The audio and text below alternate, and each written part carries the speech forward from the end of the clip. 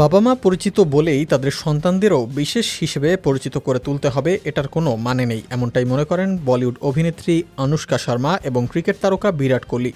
তারা স্বামী স্ত্রী যৌথভাবে সিদ্ধান্ত নিয়েছেন তাদের দুই ছেলে মেয়ে যতদিন না নিজেরা নিজের বিষয়ে সিদ্ধান্ত নিতে পারবে ততদিন তাদেরকে একটু আড়ালেই রাখা হবে।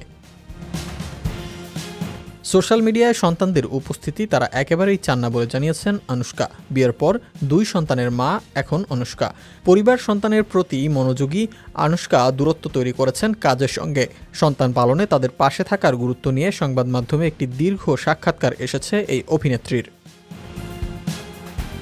4 বছরের কন্যা ভামিকা এবং 15 মাসের ছেলে আকায়ের মা আনুশকা বলেছেন তারা তাদের সন্তানদের গোপনীয়তাকে অগ্রাধিকার দিচ্ছেন সবার আগে। বলেন, আমরা এটা নিয়ে ভেবেছি, আমরা সন্তানদের লাইমলাইটে রাখতে চাই না, তাই সন্তানদের সামাজিক যোগাযোগ মাধ্যমে পরিচয় করিয়ে দেওয়ার কোনো ইচ্ছা নেই। আমরা মনে করি এই সিদ্ধান্ত সে বড় হয়ে নিজেই নিতে পারবে।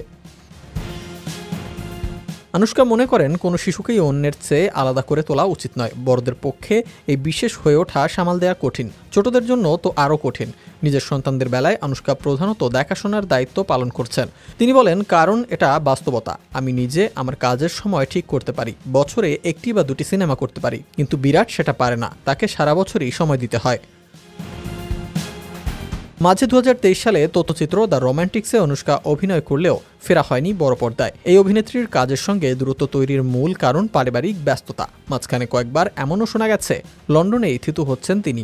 তবে আনুশকা এ বিষয়ে আনুষ্ঠানিকভাবে কথা বলেননি। তবে তার ঘনিষ্ঠজনেরা বলছেন সন্তানেরা আর একটু বড় হলেই অভিনয়ে ফিরবেন তিনি।